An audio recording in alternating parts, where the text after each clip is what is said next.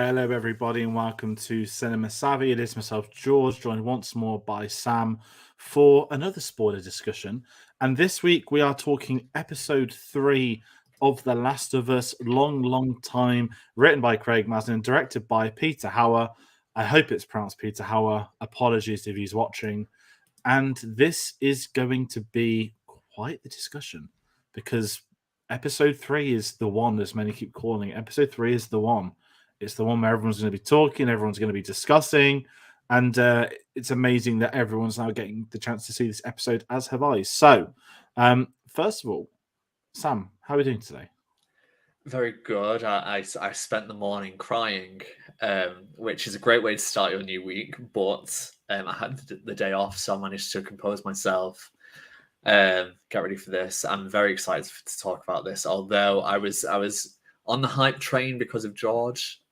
So I've got to admit, last night I went to bed and I was just like, oh my god, I hope this episode's good. I really do. I was going to sleep being like, this episode. And I woke up and I watched it and I wasn't disappointed. Heartbroken, but very happy. Yeah, I mean, for everyone watching, this is obviously a spoiler discussion. We're going to do spoilers. Dave says he's about to watch the episode. After that, you gents have to see it. Dave, make sure you're off by the time I finish talking because this isn't one to have ruined for you. This is the right episode to watch. And it was one of those that kind of hit me out of the blue. So before I start getting into my initial thoughts on watching it, we want to hear from everyone, whether you're watching live, whether you're watching later on. Please do comment below with your thoughts on The Last of Us Episode 3. And if you enjoy this video, you enjoy Last of Us videos, please do consider hitting the subscribe button. We're going to be live every Monday for a spoiler discussion on each episode after the air. And maybe you want to comment your thoughts. If you're not watching it live, if you're not watching it down the line, let me know what you thought of this episode. And this is a longer one today. It's an hour and 20. The second longest episode of the series after the, I don't want to call it the pilot, after episode 1, which is a very interesting indication if you didn't know that. So that's something I'm going to sort of pose to you in a moment, Sam. But anyone watching at home, if you want to find out other videos, find out what else we're planning, what else is coming up, you're genuinely best off following us on social media, Twitter and Instagram at cinema_savvy, Facebook and letterboxd.com/cinemasavvy, with a link to Redbubble where you can pick up any merch to help support the channel. But heading back to this episode, I don't normally like talking about me, but obviously I've said this every week, and this is one of the episodes that's probably not lessened by the circumstances in which I watched it. You have the beauty of you're seeing it weekly, and you get the weekly discourse. You get to build up hype for the following episodes. I was on the other path where I got to watch 9 episodes in one day. And obviously the difference from me watching it a few weeks ago and now is everyone was talking about episode 3, which I wasn't hypocritically. I'd do it myself, but when the reviews were coming out, I think I just generalized and said I'm not going to say what my favorite episodes are. But everyone on Twitter that's seen was talking about episode 3, and it was creating this immense hype. And I know I didn't intend and hyped it to you, Sam. But I just kind of want to ask, how was it? People hyping it for weeks, myself included, knowing that there's going to be a bit more of a personal connection to it, if you don't mind me saying that, for this episode today. How was it then in turn watching it? Like, sometimes hype can ruin TV, and I've been a victim of that when someone's hyped up a show so high and it's done nothing for me. And in turn, I've probably hyped up others who don't like stuff too. But I'm curious, like, what was it like just watching this episode after hearing about it nonstop? I think in terms of the actual, watchability, I think it's excellent, and I think it's easy to go back and rewatch straight away. I just said to George before this, it's the only one that I've kind of gone back to before recording this, just because I wanted to see it again. I think regardless of the subject matter and the representation, I think it's just a very well crafted episode of television. We've been lucky that episodes thus far have been consistently strong. Some great direction, some great dialogue, and it continues here. But this is done in such an emotional and fresh way for me, and I think also because you have this setting, this overarching thing. You have this story, and yet you can diverge onto a completely different tale, which I think has been done before, especially in a setup like this, but I think not to the extent where you truly get a great glimpse of what someone's life or people's lives are like. And I think they've done that really well with like the flashbacks um, that they've been doing. So to have an extended version and to really get a sense of two characters that you wouldn't meet.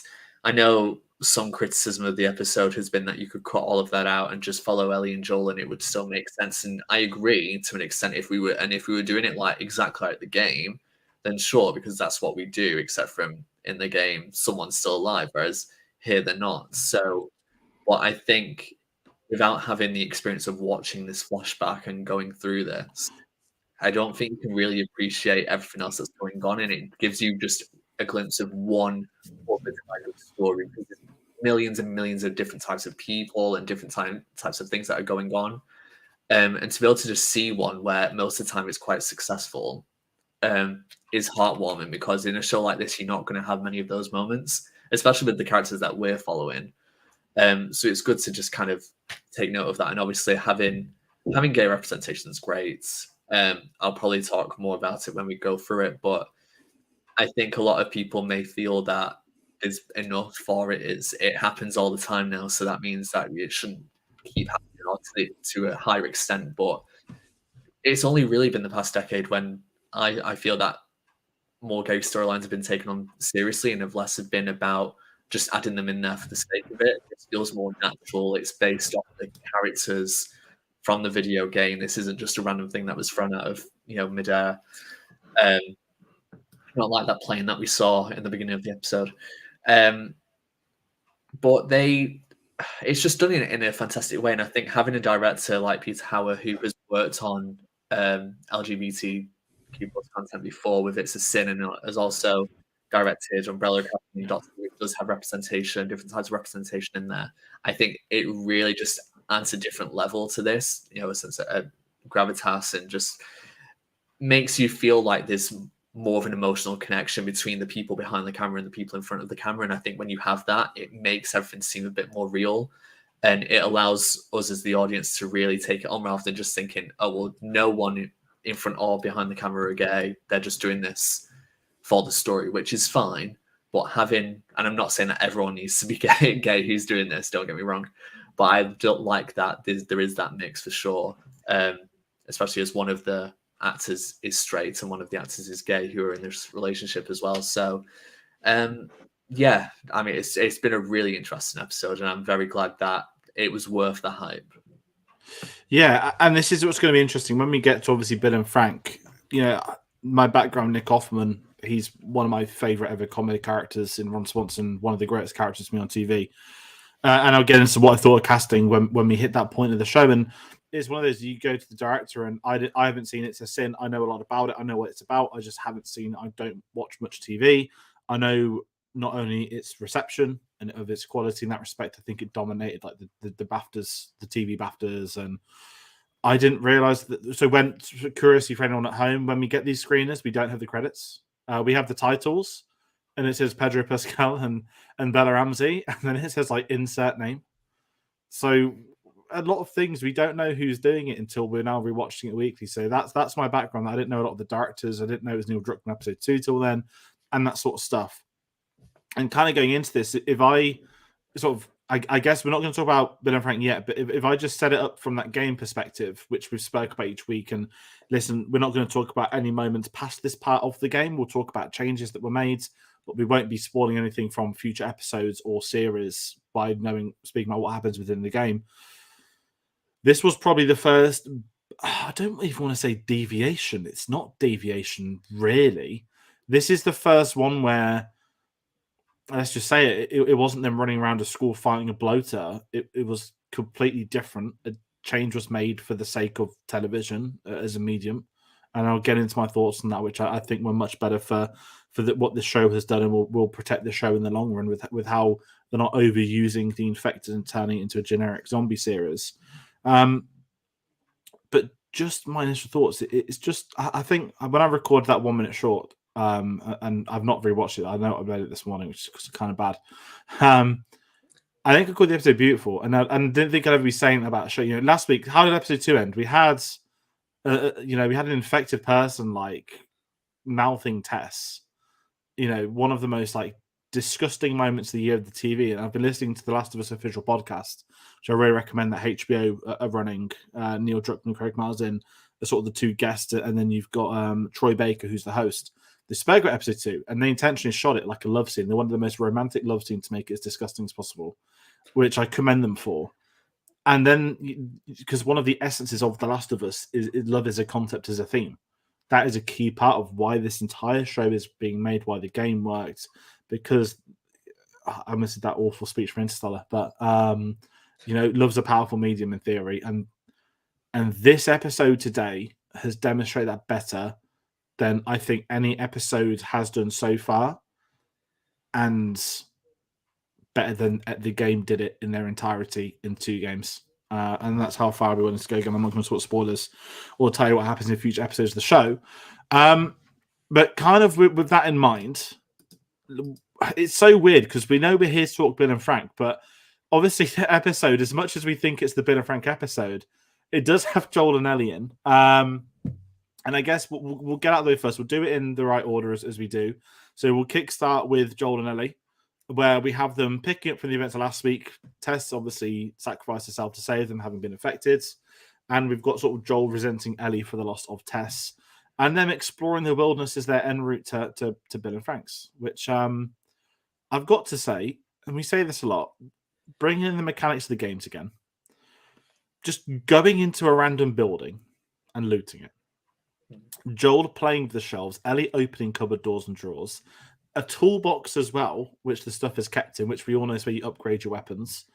It means nothing to someone that's not played the game, and it won't affect their experience. And they're not leaning on imagery, iconography to make this connection. But if you've played that game, you're just taking so much more on these small little moments. But what this is really building up now is the Joel and Ellie relationship, certainly the trust of the gun. And then we've got Ellie being, weird as she likes to be, and I guess you could say adventurous in coming across infected and wanting to explore what it is. I don't know. But just quick thing, what were your thoughts on that opening? So I know not much happens, but it's not really integral to where the episode's going to go. Yeah, I think it just is doing the job of setting up the new dynamic, which is just going to be these two characters for the majority of the rest of the season. But you're right, it's great to kind of have that bit of kind of game normality where it's going into a location, checking things out, Ellie asking questions, which happens quite a lot in the game, and we get more questions afterwards as well. But just her, I love that she went up to that Mortal Kombat video game, and all I could have was that theme song in my head. But just talking about that and talking about all these things that for us would be just so normal and usual, like we wouldn't even bat an eyelid. And there's a really funny thing towards the end of the episode as well, where there's something similar to that as well. But just that she takes such kind of like there's such a sense of wow with Ellie, and I think as a viewer that's really lovely to see, because we do take things for granted, and to just know that she's been brought up in a very restricted element to suddenly be open to anything and everything is great. But at the same time, there's this darker sense to her, and you get that when she finds that infected person, and to kind of be intrigued by it, I guess. I think growing up as she's grown up, to then be bitten as she was, to lose someone as well, and to kind of be in these just have all these things happen. I guess I would like to think that I'd be similar, where you'd kind of want to know more, not to the point where you're going to slice one open, but I think you can understand her reasoning for that, especially at the age that she is.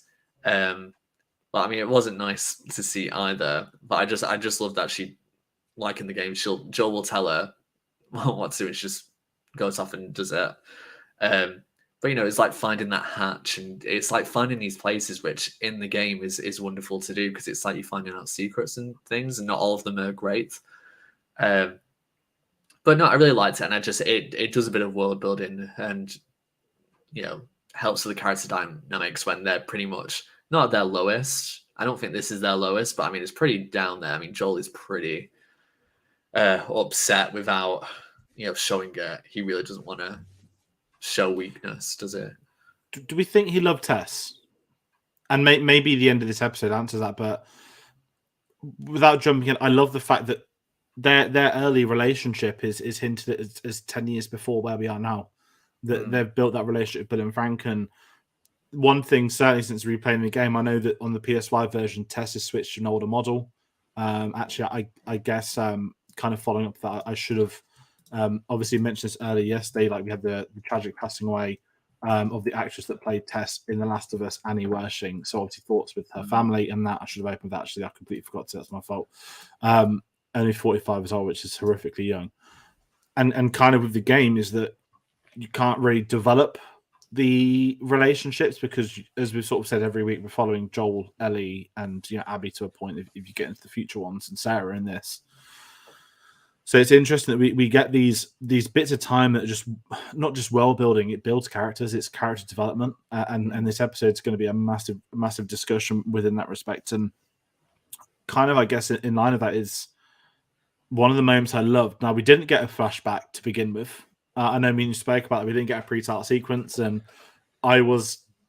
when the episode started, I was gutted because obviously I love the intro. I love the theme, love the title animation, but it was like you've just had 1968, you've had Jakarta, and you're kind of thinking, oh, how are they going to open episode 3? How are they going to open this week? Obviously, most episodes are flashback, so it covers that respect very, very, very well.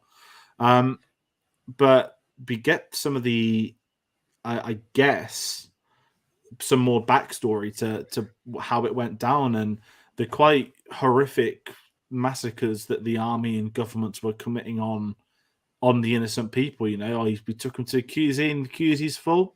We'll just kill them because we can't have them be infected. That is, I mean, Nazis are a term that's said far too much in modern media, but that is literally, past dictatorship, past far right wing, whatever you want to call it, like massacring individual people, murdering them. Because they're better off dead than potentially becoming infected one day. I just thought was not just brutal, but the casuality, I don't know if that's a word, in which Joel tells Ellie the story. Like it's almost like he's reading a textbook and she's like wowed by it. And I think that's disturbing in its own right. But it's clearly reaching a point where he's comfortable enough around it to start telling her these difficult stories from when they were younger. And I just think it's such an interesting way that a lot of these big moments have been necessarily characters walking and talking rather than action. And I think it really shows, like Game of Thrones, like some of the best dramas on the TV, dialogue is often the best source of action. You can learn so much more from just listening. And I love that this show is doing it in a completely different way. Yeah, and for me, the great thing, one of the great things about the relationship between Joel and Ellie is that Joel has all this experience, so Ellie can learn things. And I think some of the best characters in media come from those who we see learning and we see develop right in front of our eyes. And it kind of does remind me a little bit of like a Doctor Who and a Doctor and a companion relationship about it's helpful for the characters to get this exposition, but then also for us as an audience. And I think the lucky thing about us is that we get more insights than they do about certain things. They might know all the day-to-day stuff and what they're doing, but we get some flashbacks. Like we got to see Sarah's day. Joel doesn't have that. He only has when he was there. We get all of some of Bill and Frank's history, which only they would know because they're just together. They may have imparted some information to Joel and Tess, but not to the extent that we've actually witnessed it. And so it's quite an honorable thing, I guess. Like we get to have that honor of seeing that, and I think that's wonderful when it's exceptional TV or film. But no, it's great to have the character development, and like I said, I think the dialogue has been so strong so far, and but the dialogue in the game was really good. So I think if all you can do is kind of be on that same line or take it further, and I think that's why certain changes need to be made to everything. But to see the mass grave and then flash back and seeing the same closing note, just see a glimpse of who these people are. It is horrific, and it does make you when Bill does say later that the government Nazis or something. It makes you go, well, you know what? They pretty much did become that, but the fact that they became that so quickly, within a mere 4 days or whatever it was, is awful, and I don't understand how you could have, but that's what happened. It's really fascinating, and I think one thing this show's done really well is obviously, you know, we're still in a pandemic. Obviously, it's not as bad as it obviously was a couple of years ago, but by law, I think definition we are in a pandemic still. With this game, with the series, it isn't slapping it in your face like, haha, COVID, this was like our government. It's not doing that. And this is what's so important for me, is that if it did harp on what happened in real life, maybe it's going to make you aware of things. Maybe it's going to make you aware of issues governments had, mistakes governments have made, as all of them have done and will do and will continue to do. It doesn't matter what your political beliefs are, you know, both sides, whatever, I don't care. The series isn't throwing any political stuff in your face. In fact, Fedra is something that isn't even really developed in the show and in the game. And the show has done it more in the first 2 episodes than I think the game did in its entirety. And today was like a proper haunting way in doing it. And just the transition shot of is it the bandana on the kids and the mom's dress? You know, it was something like that. But a mother and baby, it's horrendous. It's awful. And at the same time, it's not just compelling in not the story that as a transition, it's compelling. Sorry, I should have made that abundantly clear. But what a genius way to begin the flashback to 2003, which, you know, we're going to talk Bill now. So what we'll do, we're not just going to talk about Bill and Frank as a whole. We've got some individual points in our plan. Bill during the evacuation, the pair meeting, married life, the song from Up, because we're going to bring that film up, and of course the ending. But let's talk. Oh, sorry, Karen. No, I was going to say, well, I have to say just firstly, because it's September 30th, 2003, and I just typed it into Google. I was like, what happened on that day? I believe it was just before Shrek 2 came out that people have been talking about online. Well, people have been talking about Shrek 2 non-stop, which is a bit fantastic because there's never enough Shrek in our lives. Spider-Man 2 as well. They never got to hear Tobey Maguire say pizza time. We never got Revenge of the Sith. Think about that. Think about that time. But small points. Where is the Love by Black Eyed Peas was number 1 in the UK, so that would have been the last UK number 1. Baby Boy by Sean Paul featuring Beyonce was number 1 in the US at that time, so both bangers at that time. Robert Kardashian Sr. passed away on September 30th. And probably the best fact is Bella Ramsey was born on September 30th, 2003. Really? Mm-hmm. Do you think that's intentional then, that date? Probably not. I don't think so, but I just think it's very good. That's eerie. Timing. That's really eerie, though, because I was shocked. I was like, this has got to be like a thing, but I feel like people would have mentioned it, though. But I've not seen that anyway. I mean, I've not looked for it because I only found this out like an hour ago. You're the first. We'll claim that as our reference. We'll claim it. Okay. Someone share this and tag Bella Ramsey in it, please. She probably knows already. So. Yeah, she probably won't tell anyone she's buzzing. But yeah, I was going to say that means it's her birthday. No, it's not because it's January the 30th. Sorry, ignore me. I'm off completely. Let's talk Bill. So, and I guess before we even meet him in this, when this series was announced, obviously we knew. I thought we're not going to get the whole game adapted into a film. Before it was even a series. When they were announcing, it's going to be a film first. Sam Raimi was involved. Maisie Williams is the favourites by Ellie. You know, the Hugh Jackman conversation that never stops. And I was part of that. Obviously, because we saw how great it looked in Prisoners as well, and obviously Logan.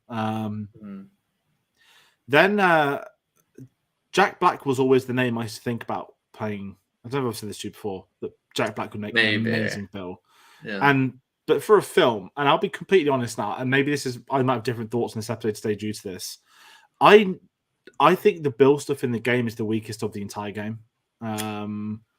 I am going to be. I'm obviously not going to talk about future plot points for anyone that hasn't played it, but the Bill storyline, I was never not wowed by. I loved the concept of going out and meeting someone new, but for me, it's something in the game. It's like a side chapter that you come and go very quickly. And I always wondered, would this make it to TV? Because you could quite easily skip Bill and Frank's story and go where the series is going to go next. I don't know if they've done that like trailer for what's coming soon, but if you played the game, you know what's coming next after they get the car. And I always wondered, how are you going to do this in TV? Can you do this in TV? And then they cast Nick Offerman. Ron Swanson himself, as I said already, one of the greatest characters in the history of telly. And watching it for the second time today has been quite eye-opening for me with Nick Offerman, because I've always loved him as a person as well. And just for anyone curious, like Parks and Rec is a great time to be a Parks and Rec fan. You had Aubrey Plaza hosting SNL. Amy Poehler came back and joined her. You know, there's a lot of things happening with that cast. And, you know, Thingy Bob in Severance is the lead character, Adam Scott. The cast has all gone on to do wonders. And I don't want to ever say Nick Offerman was typecast. Nick Offerman did what Nick Offerman wanted to do. And he is very much like Ron Swanson in real life. He is an over-masculine symbol of the freedom of America without being an insane far right-wing lunatic. And he's very switched on intelligent guy, you know. I think he's made a deal with Lagavulin Scotch whiskey brands. He's obviously like a woodworker in his spare time. He's done loads of books. He's done stand-up shows with his wife, who obviously played Tammy too, for any Parks and Rec fans. But him being cast in this did something to me where I was just suddenly excited. Like, I don't know what they're going to do. Is this going to be an outright comedy performance? Are you going to have him come on and be Ron Swanson playing this crazy guy Bill? Do you remember when we did a trailer discussion? I said my crap theory is that Frank is going to be like dead all along and play like the schizophrenia side of Bill. Like he'll be there, but he's never there at all. There's a reason I'm not a writer, but also that's what I thought they might have gone for. But for the writers to take the story in the direction they did, starting in 2003, building up that 20 years, to me, and I can't speak for telly as a whole, I've not seen a lot of the great shows, if I'm being honest. This is one of the best individual episodes of TV I think I've seen. And that is a statement that's been said a lot. I didn't think I'd be saying that after I watched it on that first day. But on today's rewatch, I just want to call it a masterpiece, what they've done with this. And on the second viewing, I beg everyone watch it a second time. The second viewing, or wait until the series is done and go back to this episode today. What they have done with this for 80 minutes, for setting up the whole, you know, Joel and Ellie's going to come around and it's all going to be hunky-dory, to go back to 2003. And certainly my first viewing, I know I keep talking to hand over in a minute. Every time like a scene finished, I was like, oh, great. There's Bill's backstory. He's lived alone. Oh, he's met Frank. Great. Now we're going to go to 3. Oh, okay. They're in a relationship. Great. Now we're going to go to the 20s later. Okay, we've got them running and developing a relationship. This is amazing. We've got old Frank. We're going to find out what happened and why he's not going to be here in 2023. And then we get the ending, and I was bawling. Unbelievable. I've cried 3 times at the show. And this was the second episode I cried out of the 3 I did. Or 4. 3 or 4. I need to double check. But Nick Offerman should be winning an Emmy for guest actor in a series. Get on the hype train now. This is where I don't normally care about telly awards. Nick Offerman, to me, his performance today is the sort of performance where he will now end up doing dramas. He will go from being the guy we all know as Ron Swanson to not just being Nick Offerman, that's disrespectful, but I always have this analogy, and people believe it, that comedians tend to make the best dramatic actors, and more often than not, dramatic actors can't make the jump into comedy. And I just think today I was, as a fan of his that's seen a lot of his films, that's seen some of his stand-up, has watched this, not in person, watched his stand-up, watched it online, that's, been able to follow him from afar and be an actor I loved. I didn't expect that when he was casting this show, and it is just incredible. And I tip my hat off to him because I fucking love Nick Offerman, and I hope the whole world gets to see him in this light. And I'm just going to kind of add before I hand to Sam, like having someone known for playing ridiculously over masculine characters come in and play the sensitive, gay, dramatic, lonely, not conspiracy theorist, but kind of hinted at. His whole character arc is not what you'd expect from someone that has been typecast in comedic roles. And I just think equally him taking this role could have backfired horrendously. And I don't think it has. And that's just me talking about Nick Offerman. I'm going to hand over to you, Sam. I mean, I won't be talking as much about Nick Offerman, but I mean, I've not seen him in much. I'm very aware of who he is, though, and I've seen so many jokes, memes, clips that I know what his bag is anyway. So yeah, I was intrigued about what was going to happen with him in terms of the Bill storyline and what it was to what it is in this. I have to agree, it was not my favorite part of the game. I also have to admit, and this isn't because of what's happened with the show. I've thought this before, but I remember finishing that section of the game and going, God, I really wish I knew more. And because they seemed like a great story there. And Frank was not kind of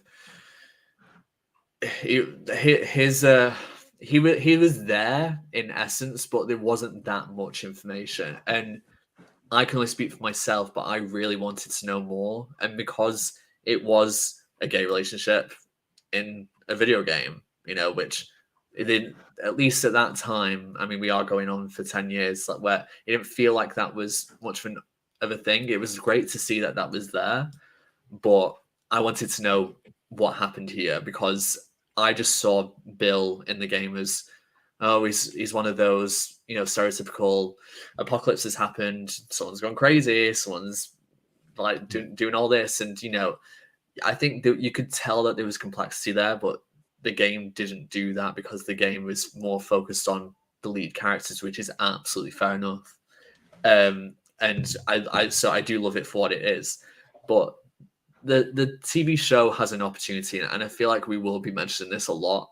But it is the whole adaptation thing again. What are you expecting from a TV show adaptation? Are you wanting things to be complete cut and paste, or are you wanting things to diverge? Because for people who've already said this has diverged way too much in this episode, I mean, the entirety of how this infection started, how this pandemic started, has changed completely from what it was in the video game. So that's already there anyway.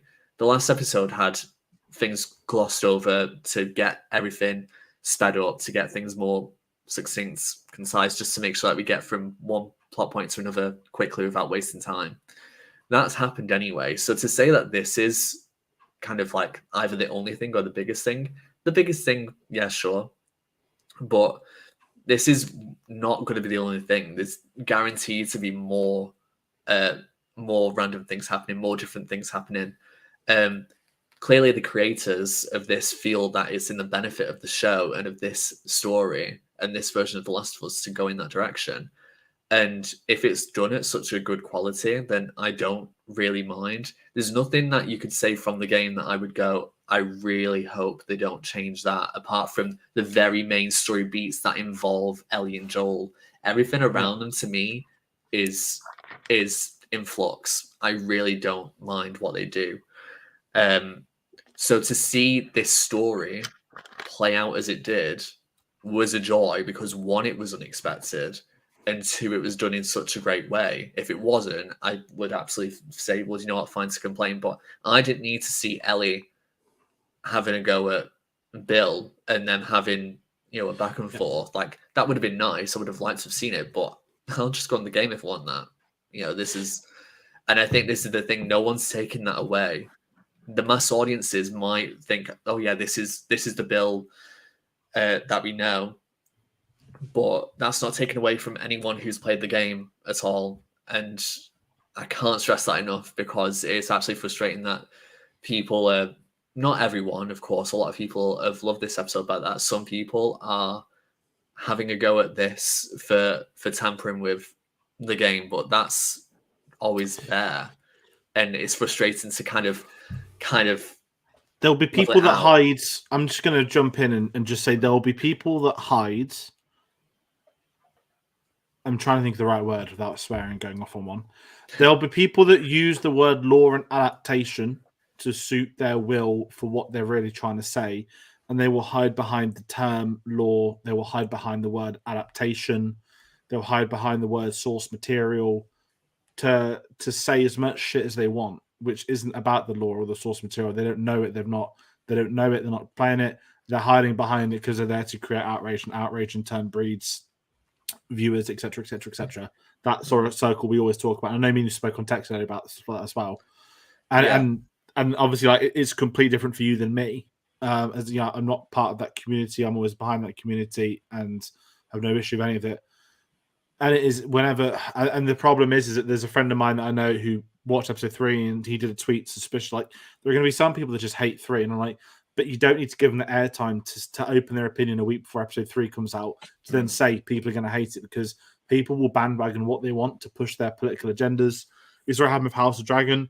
The moment that Millie Alcock finished her role, and obviously we have the older. Oh god, I've forgotten her name. That's really embarrassing. I'm sorry, I've forgotten the name. Who? Oh god, I've forgotten the character's name and the actress name. But ignore me. People were ready because of the real life politics behind the scenes of who she identifies as. And that's what frustrates me with things is that they'd have tried it with The Last of Us. And for me, at least, my experience online today, it's been fine. It's what was quite, I think, endearing for me is going online. So obviously, first thing in the morning, most UK people haven't seen it. It was just the whole Twitter feed was like, "This is incredible. This is one of the best." The people that were hyping it, in turn, audience members were in turn hyping it, and it's one of those. But I'm really excited to see this play out. The more people that watch the series, if you're watching the series as a whole, which I can give you my opinion, this episode stands out for the right reasons. Out of the 9, I think to me there are 2 episodes that are way and above the rest of the show. And you've got 9 of the best episodes of TV as far as I'm concerned. And within that, you've got 2, 12 out of 10 sitting in there. I won't tell you what the second episode is, but it hasn't aired yet. But I know, I'm sorry, I've detracted. I'm just going to bring Martin's comics. I did forget. Just finished watching tonight's episode. He was speechless. Lovely to get with Martin as always. Sorry, Sam, I jumped in the way. No. I think I would just end this before we actually go back into the story. Just to say, I think you can criticize the episode, of course, and I think this is the thing. We are not in control. Just because like a lot of people like something does not necessarily mean that people have to love it either. I think when the criticism is backed up by actual relevant things, I think that's fine. And I think for anyone whose base thing is just that I wanted more Ellie and Joel and I didn't get that this episode, then I think as a general thing that's fair. I can't argue that. I get and that. the school. However, I'd say the school as well. I get to a point as well. But at least for us, we don't know what's happening in the future. That we've already seen things be moved around. That could happen later. We know there's going to be a bloater in this series, so it's not like for me. It's just kind of thinking you can't have a real argument against it until you know, oh, that's all done and that wasn't a part of it.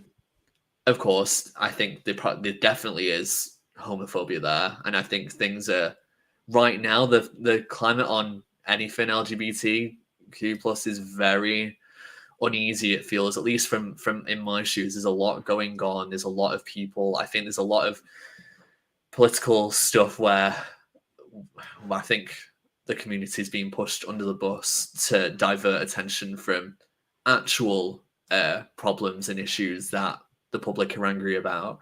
And we are an easy target, but that is what it is. But I think some people definitely have that on the mind. So I think if they see, something else that's gay,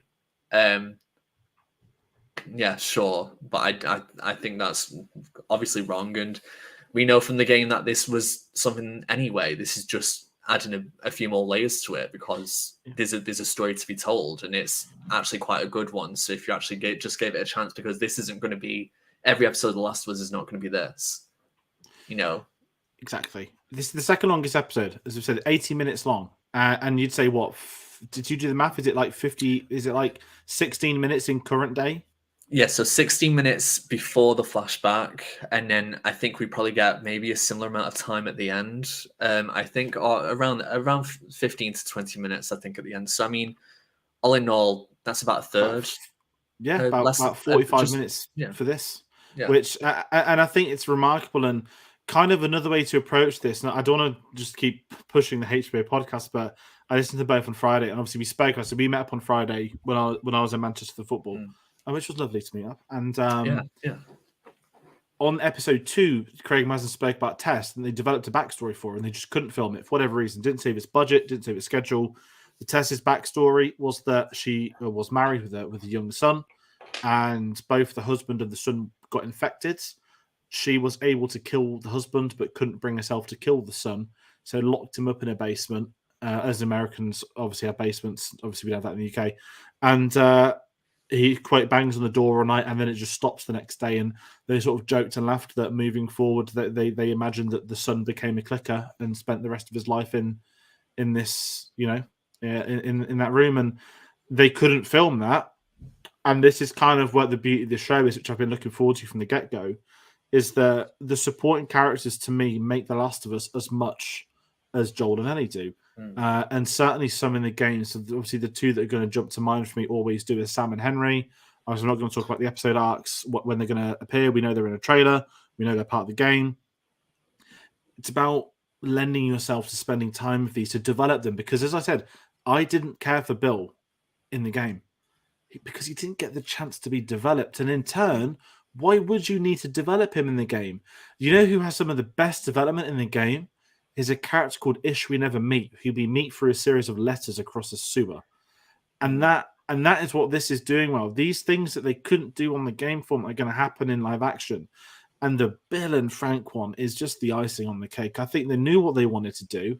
I mean, one of the problems I have with the game as well is you just stumble across, you just happen to fall into the room, and it just happens to be the house Frank was hiding in, and he just happens to have died already. Why in Bill's own town? I mean, I know they say he's too scared to travel, but it's all by chance, and I think it is a weak point, and they just get the car that's already done for them to then drive off with. And if your logic is the car's already ready made, they do that in this. The car's ready when they turn up, but what they're going to do is build up their relationship, build up these two characters, so we spend time with them. We get to see someone's life, and ultimately, the letter from Bill, which I think's going to be a lot easier to take in if you watch the whole series or on a second viewing. The letter isn't just him saying "I hate you." The letter is him saying, "Please try and do what I've done," and you can't have that by just having Joel read a letter. You have to see, why have these two become the way they have? Why has it led to this letter? Why does that letter mean so much more to Joel and Ellie and to us as a viewer? And it's because we're going to spend time with them. And if we want to sort of go into that, if you want, I mean, do you want to talk about the scene where they meet? Like, I'd love to get your thoughts, maybe on the meal more so than the meeting. But Yeah. Sorry, Karen. No. I was just gonna say, I've made quite a few notes on this. I think we get that initial setup of Bill prepping, and he was already prepped anyway, which is fantastic. And you know initially, oh, this is, if you had no idea about the game, you're like, oh, this is, we know this guy, we've seen this guy before. But the fact that he has a bunker under his basement. He, as soon as everyone's gone, he comes out. He has a wall full of guns, cameras everywhere. He goes, right, as soon as they're gone, we're getting this done. And he gets all the equipment, the supplies, the gas, food, everything that he needs to start creating this sanctuary, I guess. And he's perfectly content and fine. And I think for him, the whole thing is just surviving and just making sure that he gets through this. And he's good with that, and he's fine. Then it cuts to 4 years later, so it's 2007, and Frank comes into the picture, and he's stuck in a hole. Immediately saying he's not infected, and I guess for anyone that's a worry. You don't want people to be killing you because they think you're infected when you're not. it's, you know, I kind of, for me, you kind of dig into who characters are, and you kind of want to know more and more and more. And for me, it's like I want to know a little bit more about Frank's backstory, but all we know is that he came from Baltimore and he was in a group of 10. He's one. Makes me wonder how he survived over others, but it seems like he's quite competent anyway in his own right. I love the banter. I think you can kind of tell when anyone's got like strikes a good relationship fairly quickly if you know they have a back and forth. And I think so. It's when they mentioned Arby's and that Arby's didn't have a free lunch; it was a restaurant, and it's just those types of things just made me laugh out loud, which is great. You know, it's good when you can go from something that could potentially be dangerous to then have a laugh, for it to then get a bit intense, which is what these selection of scenes do. I kind of feel that Bill was a little bit, maybe at this point, maybe he did feel the loneliness because he's so protective, yet he's able to let this guy in. So either he's kind of letting his guard down more so than he would have done with anyone else, or he just gets a sense that this guy's genuine. But I mean, the tension's still there. But really, Frank could have been playing a character and taking advantage.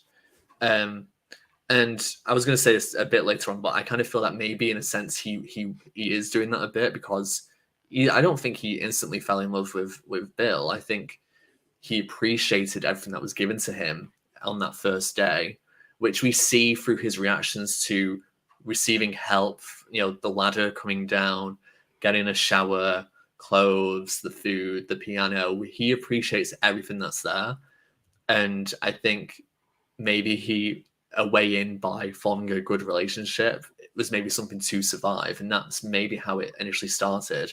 But there's definitely another connection, another layer there as well, which makes it seem more genuine than maybe it could have been.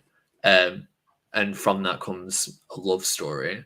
I kind of wish perhaps they could have had a few days where they were not getting that close, that it was a bit more slower. For me, it went a bit faster than I thought it should have been. However, it's not out of the realms of possibility where I go, that couldn't ever happen.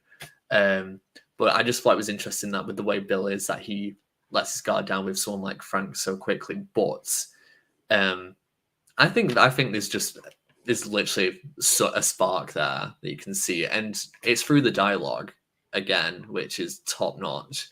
And you need that when it's basically two-hander, and this show is all about two-handers. It's very rare in the game that there's more than two characters on screen at the same time.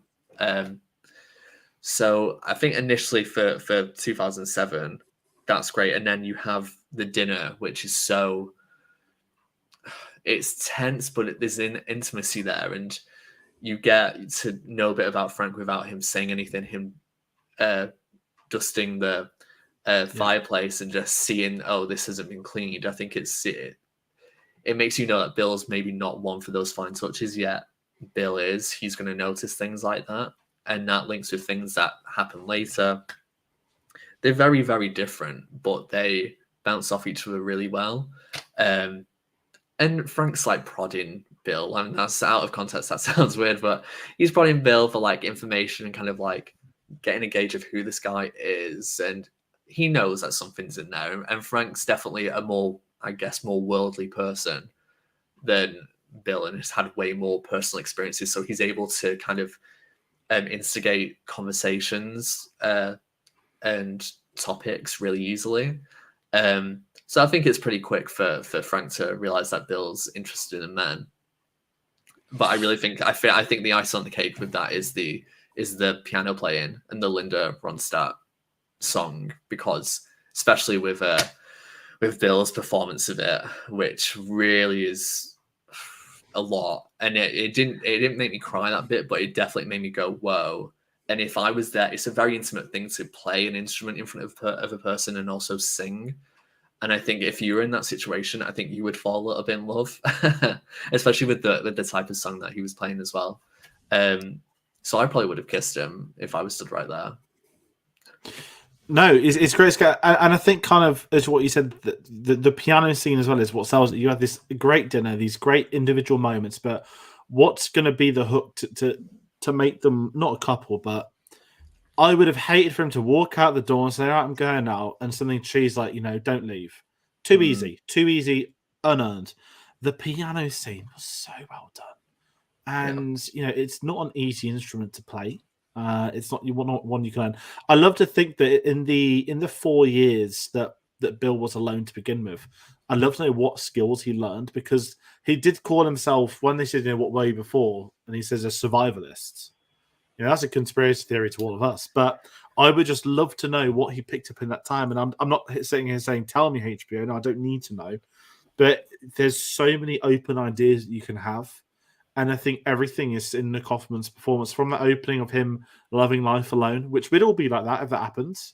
If you could raid it, if your town evacuated and you had free reign, we'd all do what he did. We'd take the nice neighbors stuff. We'd get the nice cars. We'd go shopping. We'd have some fun. But Speak for yourself.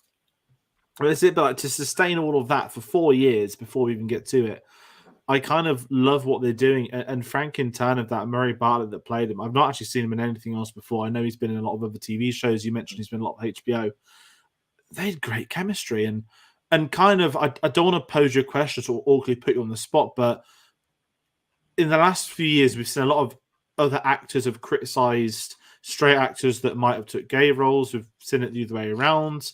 And without posing it to you too much directly to make it political, I'm kind of curious that what were your thoughts knowing that we have one gay actor and one straight actor? To me, obviously, I'm not within that community. I never really care in the mindset of, when one of my best friends came out, I told him I didn't care because I'm there to support them. I'm not there for any anger or beef because I'm just not about that ridiculous, backwards opinion, which is a nice thing. There's a better way of saying I don't care, though. But kind of in respect of this, it's with Nick Offerman mainly, there was no outrageously obvious stereotypes within his performance. I never at any point thought this is ridiculous, this is embarrassing. This is a comedian, guys, as well. We've got to say this is a comedian, a straight comedian playing a gay character. And at no point you think he's a comedian. You probably think he's a dramatic actor, which is in his credit, because some actors we know would horrifically manage that situation. And this is, I guess, where the credit comes into the writing to the directors as well. But what were your thoughts on that, if you don't mind me asking? Is that something I've been quite curious about? It's a touchy subject. I think in general, there's been a lot more people being vocal about this, and I've had conversations about it myself. I lean more towards, I think anyone should be able to play anyone you're acting. It's a role.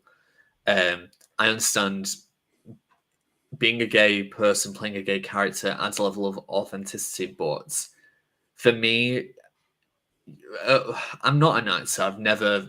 I've barely done anything like that. However, I know that if you're either on a stage or in front of a camera, you're there to not play yourself. At least the vast majority of people are. Some people are the same on screen as they are off screen, on stage as on off stage. But for the majority, they're going to be playing someone completely different, and that's exciting. And some people like the challenge of having to go out of what maybe I can't even say comfort zone, but being outside something that isn't being them naturally. In the past, the reason why I realized that I was gay was because two straight actors were playing gay characters on a TV show.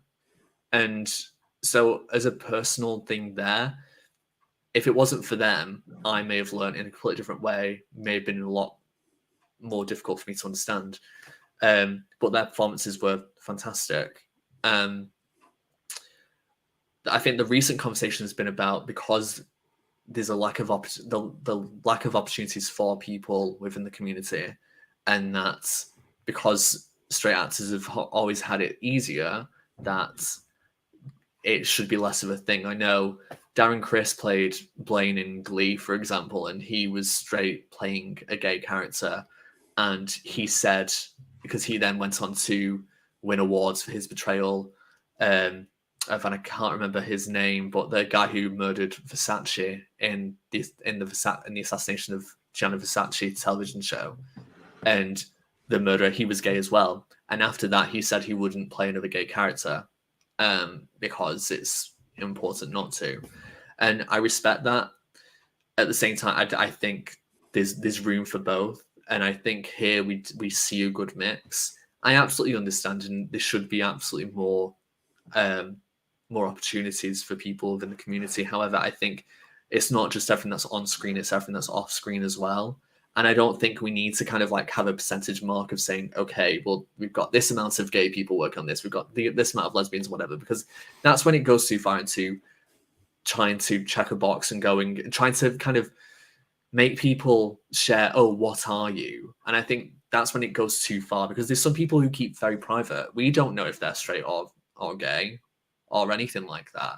So why should they say that just to make you a bit more happier that maybe something's a bit more authentic? I don't care as long as what I'm seeing actually reads as, oh, this would be like the thing. You're right by saying if it was a mockery, it wouldn't work. And I think people are a lot more aware of the power that having a role like this has. I know, an image of Brokeback Mountain, for example, might be used in a way to kind of call out people, or to kind of make something seem disingenuous, like, oh, this is just the Brokeback Mountain episode of The Last of Us or something. But you forget that film is amazing. And even though the actors who played the characters in there were not gay, they created characters and a story that was so powerful, especially for that time. I mean, it's going to be 20 years old in a couple of years. I mean, and it was in many ways groundbreaking for mass audiences. So I just don't think people can reject what we're being shown if it's so good, unless obviously there's things behind the scenes where you kind of do need to question it. But the balance here for me is right, and the rewards of that are the episode that we see. If it didn't work, it would be a completely different story. But it's a complex situation, and there's different variables, and everyone's going to have a different opinion on it. But for me, I'm okay with it. No, definitely, it is a really fascinating. Well, it's not a fascinating topic. It's an important topic, and I know that we are talking this series, but this episode as such, I think, does warrant something of that conversation. We'll just jump to a couple of comments about to come in. So we've got Chaz Comiskey. The episode wasn't expecting how it played out, but I prefer this build compared to the game. It deserves the hype it got prior to airing. Offerman and Murray Bartlett are fantastic. Excellent. Again, it's not just us that know there was a lot of hype. This episode was unbelievably hyped. And with Martin as well. What a beautiful piece the Londa Resident song was when played on the piano by Bill. Another great song choice and such a contrast, and Never Let Me Down Again in episode 1. Someone joked on, there's someone, I don't know them, but I saw a tweet today of someone in a shop bought like a Linda Resident vinyl about a week ago. And they said, I bought this after my screeners because I know this is going to pick up. And I was like, I don't think he meant it in the joking sense of I'm going to sell it at a premium. But certainly that's one way to look at, it's like getting stocks, the heads up, info trading. But we've spoken about, the pair. Let's stick with them obviously a bit more. I really want to talk about one of the other table scenes, which is, I guess, the meeting of Joel and Bill, which I thought was an excellent scene. I love the concept that they've been together for a certain amount of years. And at the point of the argument, you go from this very, important scene of the two of them for the first time in bed, to then cutting to years later, and there's this big argument. I don't think it's meant as a comedic timing type thing, but I love the fact that he still feels like a guest in his own town, which I guess we could say is something interesting, Frank, and all of this has been because he started speaking to Tess on the radio. I love this idea of this secret network of smuggling where we're told and I'm going to go out to the game comparisons. In the game, Joel and Tess are smugglers. Yeah, they smuggle stuff. And they say, we never smuggle cargo.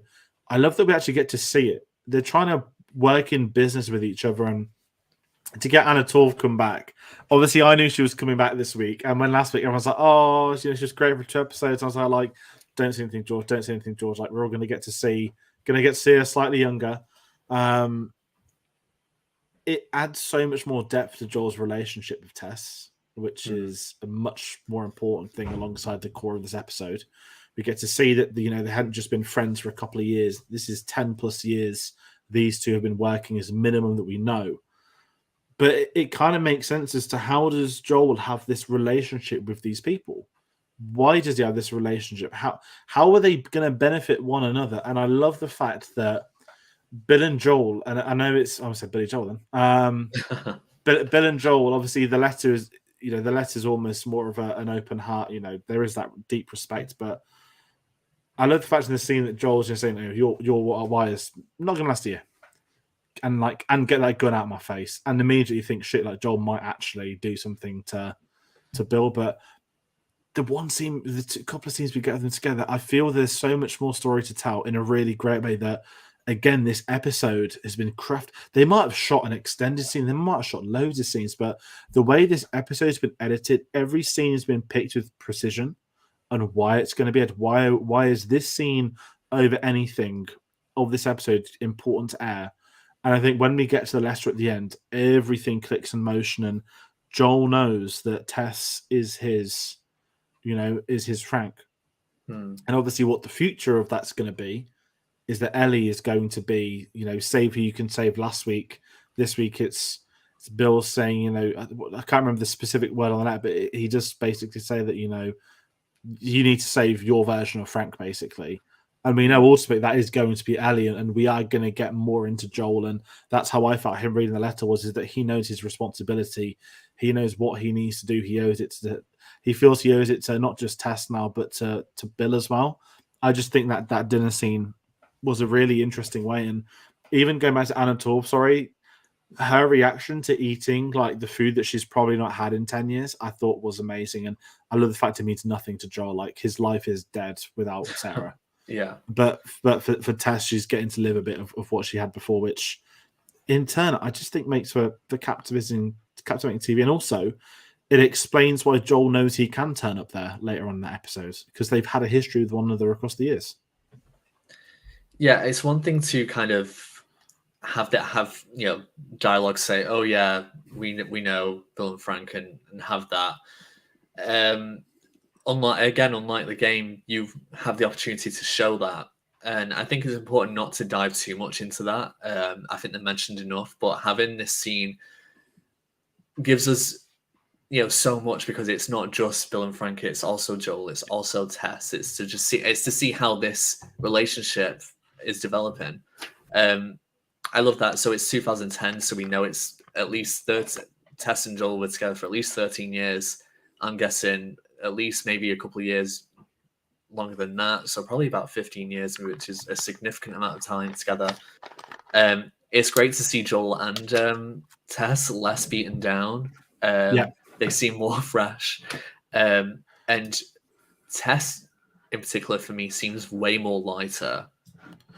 Just in terms of how she's saying how she's speaking, and how she's not worn. She's not worn down from the battle that she's had probably internally. No, she seems less kind of like mentally not there. Not that she wasn't not there in present day, but you could definitely just see that it's kind of things have happened since then. That the start of the infection was one issue, but there's many issues that have happened since. So I mean, I'm curious to know if anything could kind of explain that, because it would be good again to see glimpses of Tess and Joel in that time, because so much will have happened.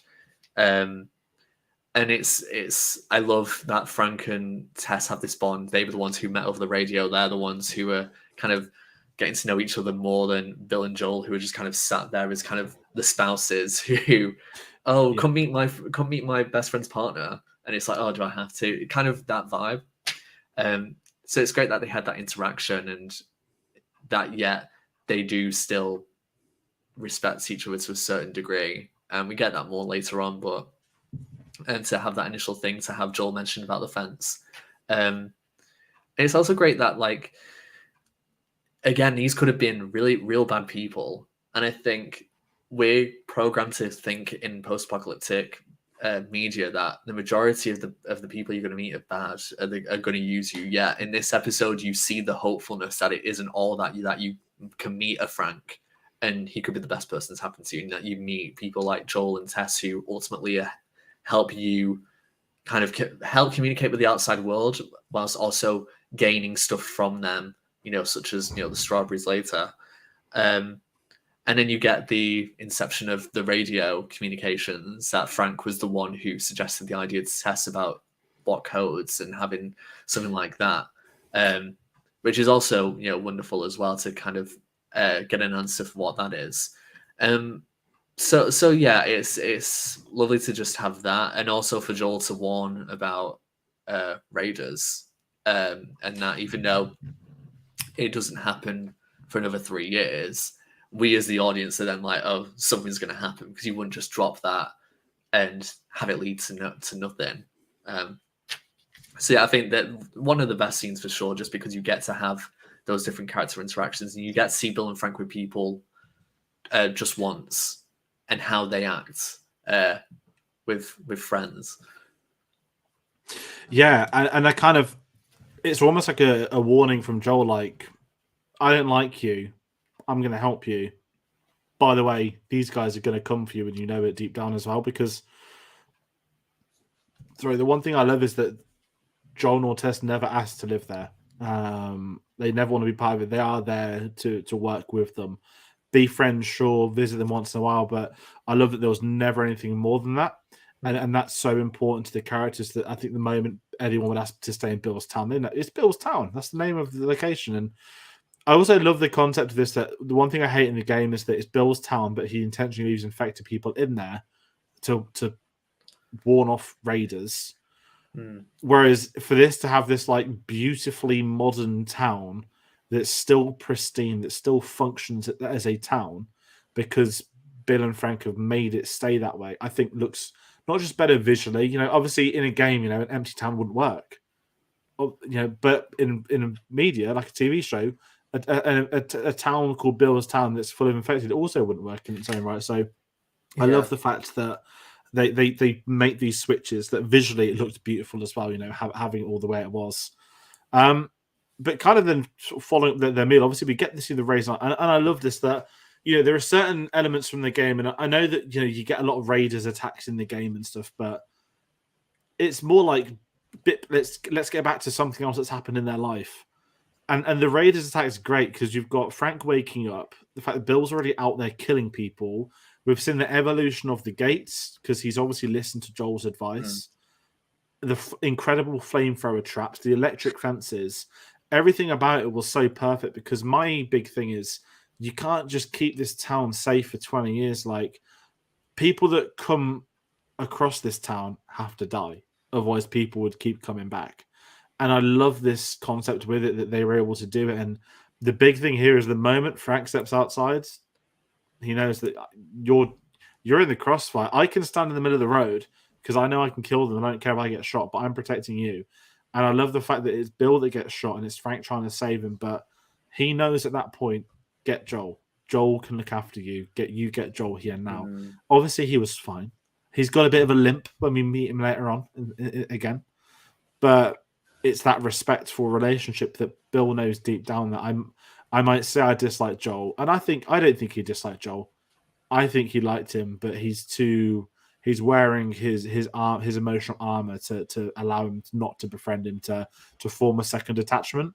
But deep down, he knows that Joel is the right person for the circumstances, and I just think that the night action scene was a great moment, and you kind of need to see it, because again, it's a post-apocalypse horrible place.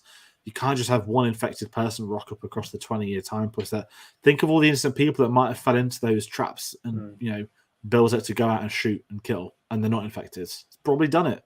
It's probably done it many a time. So, what were your thoughts on that before we get to the final day, we'll call it? Yes. So we're at 2013 now, so it's been 3 years since then. Communications with Tess and Joel is still a thing. They get the strawberries. They have this really lovely scene prior to it, which I think was great, because you kind of set it up as, oh, this is really lovely, and then suddenly it's darkness and thunder and rain. Although, I love, just before that, they have the strawberries, and then Frank's like, I traded a gun just for some seeds, and then Bill's like, which gun? And it's like, oh, just a small one. Like, it's just nice to just see like something that would be a casual couple conversation, tweets for this world. And the line, "I was never afraid before you showed up," is like, I think, one of my favorite lines from this episode, because it's so true. If you're looking after yourself, that's one thing, but to then feel responsible on the protection of someone else, especially someone that you love, that's adds way more pressure to anything. And of course, it was purposeful that he said that then, because the next scene is the Raiders show up. I love that Frank has a gun stashed away where he knows where it is, so he can use it if necessary. And yeah, I did think that something was going to happen to Frank, but then Bill was shot. And I think another link to the game is the use of the alcohol and putting it on the wound. And and for me, I was like, oh my god, like you collect so much alcohol in the game and to help heal you. And I think this is the closest thing I've ever seen to something be like that, at least in the show. So that was great as well. But those lines, I think, there's a lot of show don't tell, but there is a lot of dialogue to kind of talk about things that have been happening off screen, and to see that Joel probably has been there again, or they have met, and that out of all the people, I mean, Bill probably doesn't know any other people apart from Joel and Tess. Let's be honest. But he knows what Joel's capable of. So yeah, I can understand why he would say that, but it's heartbreaking at this point as well, because you know that Bill's thought in his head what would happen if something happens to me, right? Well, Bill's gonna have this information, he's gonna do this. Frank's gonna have this.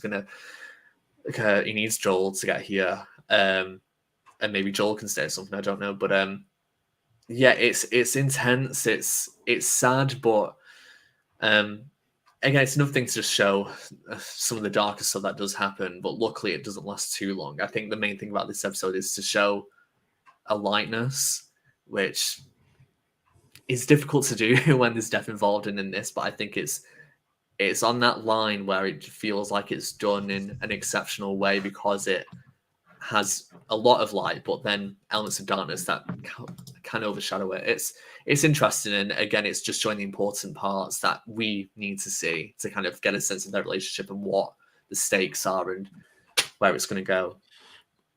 No, exactly. And I think where it's going to go is the big one. And if we cut to the 10-year jump, the moment I saw Frank in the wheelchair, this sounds terrible. I was like, not a here we go for Britcher Romano style, but more of a we're going to get to Bill being younger. Is Frank going to try and leave? That again, first viewing, not expectations as such, but you're wondering where it's going to go, because I've spent the last 30 minutes thinking, oh yeah, this is going to happen in the next scene, and then we're going to get back to modern day.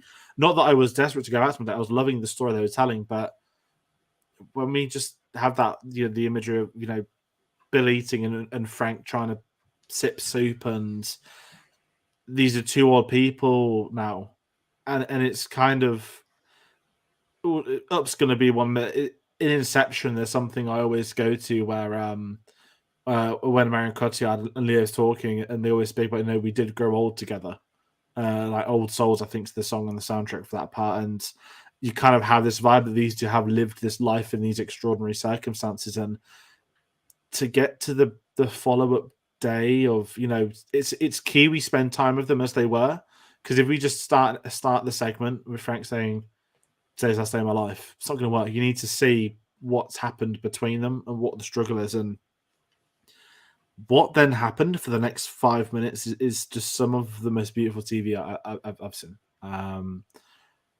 From the moment he said, "This is the last day I spend on here," I was not ready for the twist. I'll say that. But just the way it's directed, that I just take again, it's an unbelievable. I know some people are saying, "Oh, he can't get his thoughts right," but to come on an apocalypse series, to come on with a script. I mean, I don't know the concept of the script, how far in this was this word for word done? Did Peter come on board and make any changes to the script from Craig Mazin? I don't know. I would assume so.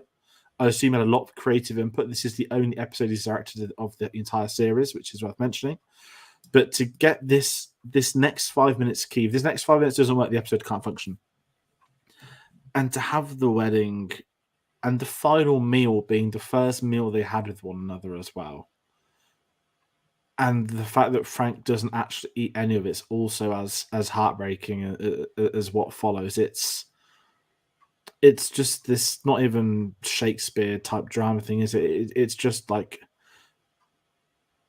not even unbelievable TV. I'm not going to say they're beautiful. I can't quite come up with the word. I think it's perfect in every sense of what you've built up over 40 minutes to lead to this singular moment where we think Frank's going to have to die for the story to move on. Now, if you've never played the game, your experience is going to be different, which would have been amazing to have that opinion as well. But for us who probably at first being thought, okay, this is how Frank dies, now we're going to have like old, depressed, insane Bill, which I'm so glad we never did. We had, to me, one of the biggest twists, which I didn't see coming, was Bill had took the pills as well, and he was his purpose. He says satisfied, doesn't he? That's the word. I'm satisfied, and I was first being I was completely gone in tears at that point. I'm not going to lie, and I just thought it's one of the most like beautiful moments I've ever seen on a screen, and I'm trying not to weep now. Oh, George. I mean, it's difficult, and I'm going to need to like split this into two parts. I think number one, to go back to representation, for me, to see a relationship play out that's not that is long term is another thing that I think is rare for gay people, and so to see two people grow all together is one thing, because it's beautiful, and I know you said Shakespeare, and I think this whole thing is beautifully tragic to me. There's so much good out of this, but you don't want to see it end. So the fact that it is ending is horrible, because you just want to imagine that these two are going to be fine forever. But it's also very realistic to have someone develop some form of disease or thing that is normal, that isn't related to this at all. Uncurable as Holly says. Yeah, I mean, as soon as I saw him in the wheelchair and I saw how his body was, in my mind I thought immediately, oh god, it's something like MS, isn't it? And I looked, and I think Craig Mazin said it's most likely MS or ALS or motor neuron disease. It's one of those things, and it's awful. It's absolutely terrible, because you just know that that's never going to get any better. And to go for this montage where there's this beautiful piano playing over what's going on is just it's awful. It's absolutely horrific to see, and to know that this man who was able to do so much now can't eat properly. He has done so many paintings and can't do that anymore, and that his one thing is to just have a nice day. And a lot of people have said this already, but the fact that they got married, and this is, the infection happened prior to gay marriage being legal in the US is a massive thing, because they would have no thing of that. This is kind of a big. I never even thought of that. Well, I didn't at the time as well, until I started seeing what people had written about it, and I was like, oh my god. So that is lovely, again, to have the dinner, but now to have them two sat so close to each other, same wine. It's gorgeous, and I think I mentioned before, I had like kind of flashbacks to Emmerdale. I always go back to some other show or media, because I've seen a lot of shows and films that have had gay characters in, because I think especially when you're younger, you want to see as much as possible, because there's so little a lot of the time that you go up from one storyline to a different storyline to a different set of characters just to kind of get something, because there's nothing that's long lasting. And in Emmerdale, there was a storyline about 12 years ago where one character got into an accident, and he asked his boyfriend and his mum to kill him by putting pills in a drink and making him drink it. And because he's quadriplegic, he can't hold the glass, so he needs someone else to do it for him.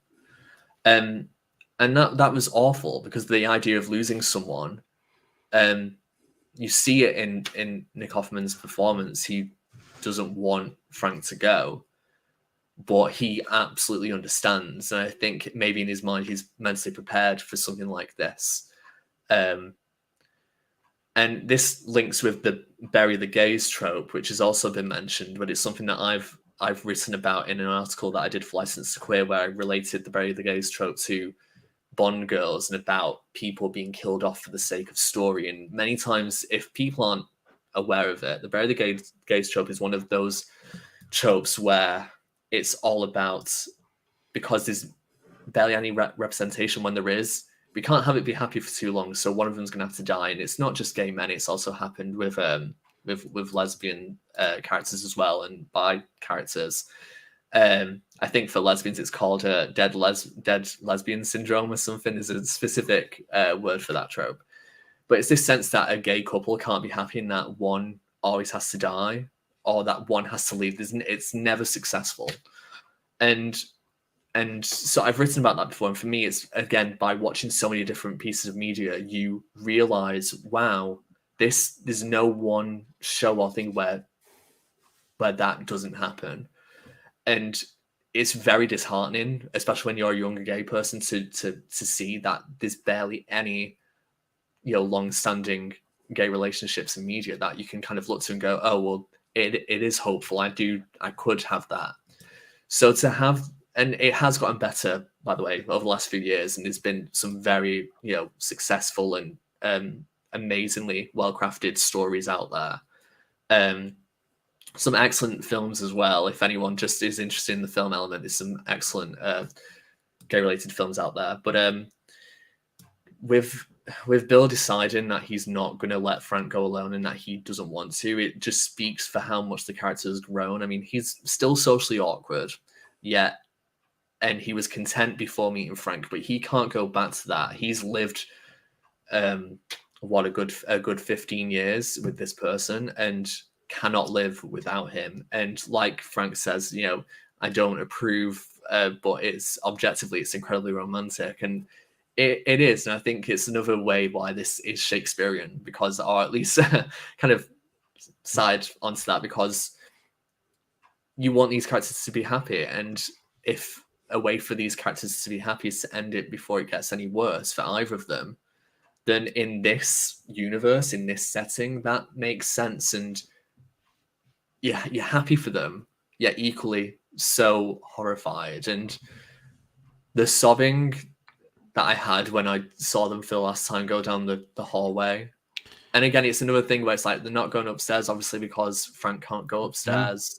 They've got a new bedroom downstairs. And just, again, the music, the lighting, everything about that, and then just seeing them go from in focus to out of focus and then into the bedroom, and then that's it. And it's spectacular. It's just so well done. And I think for people to really have a go at this episode for no reason after that scene, to me, I wouldn't even know what to say. No, and that's kind of where I sort of sit with it, is that once you get to that end piece, I don't know. Even if you're upset that a game hasn't been adapted properly, I don't know how you can take that in your mind and then look at this and think this wasn't like This wasn't worth it. Unbelievable. Yeah, an unbelievable, not episode of TV. This is a segment of TV. This is 40 minutes of TV, and it's quite telling in how certain people have and will react, and who won't, etc., etc., etc. That I won't give time to, but it's just one of them where for them to do this in an apocalypse TV series, to divert from source material, and we know that gamers are the most toxic of the whole. Let's not hide away from that. You hear so many stories online, but it seems so well received, which I think is important. Obviously, there's going to be people that aren't with that, but to develop Bill and Frank in this way, have them tell their story, not have old sadistic Bill arguing with a teenager running around a school who can't confront his fear. We have an open and closed book for them, which I think works so much better. And as the years go by, I think this will be a show.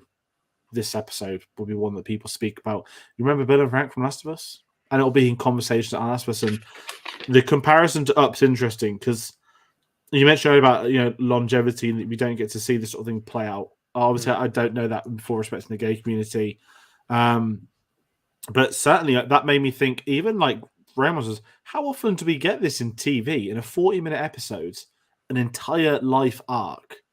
I don't think I've ever seen that, and I'd love someone to prove me wrong. I'm sure some TV show has done it somewhere in different ways, but to have that in 40 minutes, what an unbelievable... Again, writing is on point, the direction is on point, the editing especially is up there to make this function. You're not there with them too long, you're not too short with them, you get just the right amount of time, and to sort of top it all off, we then just cut... Well, sorry, I was about to say this, but before that day even starts, we have the whole, 2023, and you think, okay, now they're here today, and we're going to meet them. And even that was I think a month before. I think it's September. It's so close. Yeah, it's because it's the end of August. I think is when Bill and the Frank letter die, and then it's so annoying because you kind of... There's a comment that Joel makes about the radio not being reset, and that's why, or something, and that's why it's playing out. It triggers episode 1. Exactly. So it's happened. Now going back and you just go, oh, it's... If they just caught something, they could have gone. Not that they could have stopped it, but it's a shame knowing that it's like they don't know about Tess. Tess didn't know about them. Yet Tess seems to be the kind of the connective tissue, really. And Joel's the last of the 4, the survivor, and the sequence of them discovering the town. I don't have much to say outside of the letter. If I'm being honest, I don't care that they've had a shower and they're in clothes. I don't care about any of that. But the letter scene. You want to talk about game mechanics? How often do you go on the game? And as I mentioned Ish earlier, some of the best parts of the game are just finding collectibles and reading them. Whether it's kids talking about like issues of, oh, dad doesn't want to leave, but mom does, and oh, we've had to take the dog away. All those things add to the universe. But for us to spend time with Joel and Ellie, for Ellie to read that letter out as well, I think... You think your heart's like aching already, then you get Ellie's pause, and you know exactly what was coming next. So you knew it was going to say save Tess, and it's Pedro Pascal's reaction because it's built up to that moment. You might think, oh, he's still pissed off from the start of the episode, but that seals the deal, and he is reading Bill's words. He is going to do what Bill said. He is going to protect the one person now, and he knows from that moment the one person he needs to protect is Ellie. And it is just such a great way to end the episode on, because you can't end it with the Bill and Frank thing as much as you'd like to. We need to put them on their journey moving forwards to wherever they're going to go next week. They're going to go for a drive, not to quote Never Let Me Down Again. But it's tough to talk about the post Bill and Frank stuff because it's like 15 minutes and it makes sense, stock up on supplies, house showers, why not? Technically, I guess they still own the, Joel's got the code. That's his property still, And I love that we have them, Joel trying to move on to the car, actually great, because these are fundamentals they need to do.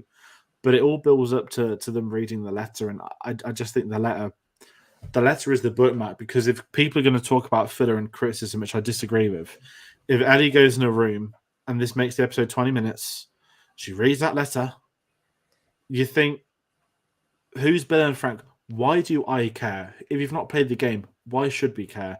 Oh, why is this town deserted and everything's running fine? We need answers. That would be the conversation, but we saw everything we ever needed to see from them in the scenes leading up to this.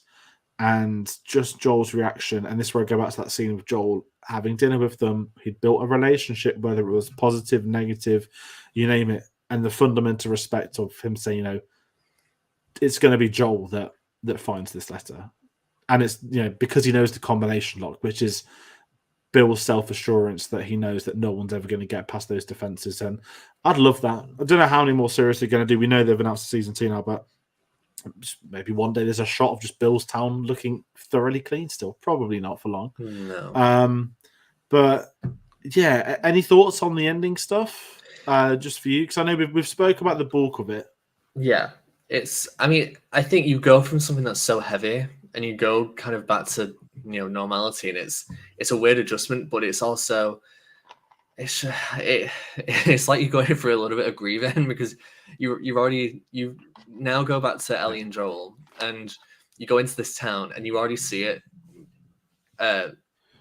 kind of degrade into kind of it's not being upkept. You see flowers that are now waning and things just aren't the same. And it's like once Bill and Frank died, this town also died. So that's tragic. But I mean, you have Joel and Ellie there. I'm so glad they didn't show Bill and Frank again. I'm so glad. Because I just think that would have been not bad taste, because I mean I know that stuff does happen, but I just think it would have lost the impact if you had that, and it would have been trying to get a cheap emotional response out of you when it wasn't worth it. I think what they do is much better. But the letter itself is again, it's lovely that Bill he always planned ahead. He always did before the infection. He was still doing it when he met Frank and was planning and knew that he was going to kill himself, that if anyone was going to find this place, it would be Joel. Again, he thinks that Tess is still around. He wants Joel to protect her, and it's awful that that's not the case anyway. It's nice to see them kind of recuperate, get the shower, get their stuff. That's all fine. And have that car waiting. I know some of the criticism about the episode as well was that they really had to fight to get the battery and to get the car. And I'm like, I don't really care about the battery in the car. It's just an end to a means at the end of the day. I don't really care. I would rather have a more character developed journey between one part of the journey to the next part, rather than just fighting, because that's not what The Last of Us is about to me. So to have that, and to kind of have them not wave goodbye properly, but to kind of say goodbye to this town by having Linda Ronstadt on the cassette, and to have that shot of the window. And in The Last of Us, windows are an important visual that we see mostly in the games. I think the main menu. Mass audiences won't have that kind of connection, but we've seen it in the main menu. We saw it at the ending of The Last of Us, and Last of Us 2. There's things in those, and to know that Bill and Frank are in there, it's so bittersweet, but that it's set up Joel and Ellie, and that's the main thing, that we can't bog ourselves down with these characters for too long, because this isn't their story. We just got one look at them, and that's it. Probably we're now going to follow the main characters, and we needed to kind of have this diversion to get another understanding of the world, and give Joel a bit more as well. So really, I think this is just such a beautiful episode, and in all respects, everything was done to perfection, and it's one that I will go back to outside of anything else, just as a piece of television, just a piece of media, because it's just so good. And I think if there's going to be an example, I mean, the future episodes are going to be difficult to beat this, but I think Emmy consideration definitely for potentially direction, for guest appearances. I think Murray Bartlett and Nick Offerman did both, and if one of them could have let the other one down, both of them could have, but they both played it so well. I loved it. No, I'm kind of with you. I think it's the best episode so far of the series that's been airing, and it's just what an amazing way to do it. And I've seen some minor criticism of the first 2 weeks. It's like, oh, they're just copying the game. It's an adaptation. Those people that were doing that will probably watch this, think, okay, you know what, this is going to be different, this show. And I can't wait to see how this episode goes down as time goes. But I think it's an instant classic in modern TV. I think CNN compared it to The Sopranos or something that The Last of Us just reached, like HBO peak produced this episode. And certainly, I don't care about the Emmys, the grand scheme of things, but Telly is always an interesting one, because so many shows got like 40 Emmy nominations. I never get it, but this is one that I hope they champion, and I hope that when it comes to it, that this is one I think HBO will be pushing all the way. And these two, lead actor, in a guest episode, you name it, they've got to be on it. They've got to be up for it. And I think Nick Offerman will take it home. Again, not that that's important to the scheme of things, but No, just it's not.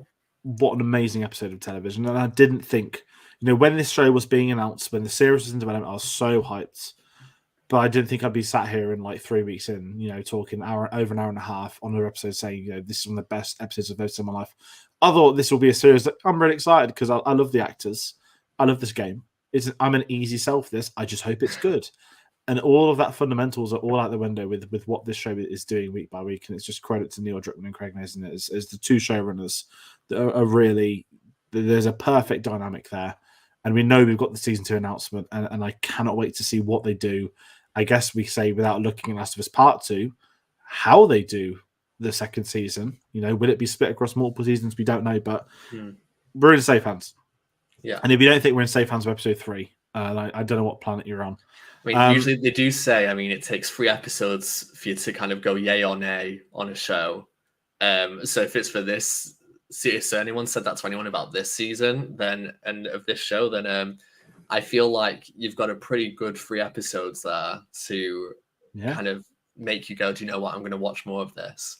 Because I feel like I would love to know from someone's perspective who doesn't have any information to just watch these as they are and to go, what do you think of that? Is that a story? Is this a story that is bringing you in? Because this, for me, just based on the knowledge of other shows, this is not like the other, zombie shows or anything like that. I mean, I did note down, and I forgot to mention, there's an episode of The Walking Dead, if we're going to go back to that, where it is a similar setup to Bill. Someone's in a town that's just there's zombies that are there, walkers that are there, and he has all these traps and defenses.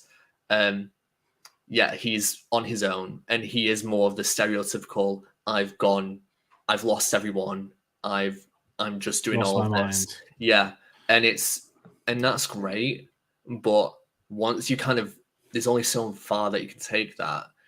And luckily that character comes back and develops and all that. But we're seeing this character develop within that space. It's not like he's going out of this area to then learn things and all that. It's just having one person's perspective can ultimately change your entire existence and the meaning of your life as well. And I think that there would be a lot of questions about that if you were living in this world. What am I here for? What do I do? And a lot of people would say, oh, well, you fight for yourself. Of course you do. And I think a lot of people would, but there's some people who would give up, but they wouldn't if they had someone else to protect. And to see that all play out and just end as it did. I mean, Divergent, I could go on about it, but just having to divert for a good reason is great. And so to make that decision for this, they could have just glossed over this really quickly, and they could have done what they did in the game, and it would have been fine. It wouldn't have been fine. It would have been really excellent. But this would have been fun, but would it have been great? Yeah. Would it have been? And then you'd be thinking, we're going to be here in a week's time talking episode 4, which no one else knows anything about. And then would we hit a point where we're saying this feels like a game? We just keep getting these big action set pieces at the end of every episode. Are we going to get that in episode 4? I don't know. Yeah. And episode 3, we know we didn't have that, which means that if there is going to be action in the next episode or the episode after, we've had that break, we've had that dramatic build-up, and then you can turn things. And, when you look at a series, it's one thing to watch it weekly, but when you get it grouped together, when that series is aired, it's going to do it all the world of good. There has been these breaks in storytelling, and I think this one's going to sit up there for eternity, if I'm being honest. And if that's how, is there anything more to say about how amazing this episode is? I mean, I would just say HBO is just doing a really good job, and I've said about representation recently, and I know in Euphoria in the second season last year there was another flashback scene to I think it was very early 90s, and it had 2 teen characters who danced in a club together and kissed, and first time I'm going to presume first time gay experience, and that was so lovely. And I think what HBO shows do is really take time, and it's not just for gay characters, but you can see it in the relationships that they do. They will give those relationships that time and really kind of take the layers off, peel them away, and to actually get to the core and just showcase how beautiful a relationship can be no matter what it is, which I think a lot of people don't understand, especially if they're maybe a bit more closed-minded, they're just going to look at something and presume, oh, well, that's what that is. But these shows, no matter what story is going on, what the plot is, it's still very human, and those human things do happen. You can just have a dance with someone in a club and that be kind of an awakening. You can have a meal with someone, or listen to someone play music and have genuine feelings for someone based off that. It does happen. And so to see things be played out in a very true, real way, for me, is just so lovely and hopeful, because if I had that earlier in life, I feel like things may have been more easier. But it's great that I hope that this is a trend that continues, because we've said this is prestige television as well. And we're very lucky that HBO have taken on this show. So I would like to just say thank you as well, because I had a great experience watching this episode, and I'm hoping for way more. Definitely. And that is going to do it for episode 3 of The Last of Us. Long time. What a name for a title, by the way. So we want to hear from you. If you're not watching live, thank you to everyone that has been live, that's been commenting throughout. We do appreciate bringing them up. And if you're watching in the future, you want to let us know your thoughts on the episode, please do comment them below. Maybe tweet us them on our socials. But if you've liked this, if you like The Last of Us, please do consider hitting the subscribe button. There's a lot more videos. We're getting those weird YouTube shorts. Go up straight as every episode airs, because at least I can talk about not knowing what's happening next. That we're all pre-recorded at the same day a couple of weeks ago, so at least that's a bit of something if you're looking for a fresh opinion without me knowing what does happen next. So they're going to go on Mondays at the time of airing, but these spoiler discussions are going to be every Monday evening, and we will be back next week, episode 4. Aside from that, we've also got our review for Terminator 2 going up on Wednesday. It's Oscar season, it's busy, there's a lot of things happening. The best way to find out about this kind of videos is getting us on social media. Twitter and Instagram at @Simon_Savvy, Facebook and letterboxd.com/SimmerSavvy, and we have a link to Redbubble in the description below. Sam, it's been a pleasure once again hosting with you. I know this week's a bit different. This one's a lot more personal, and I just want to say a massive thank you for like opening up on this episode. I know it might not be easy, but it came across very well, and I'm glad to have you on for this whole series. Not just obviously for today's episode. So, as I said, once again, thank you all for commenting, and we will see you on the next one. Take care. See you later.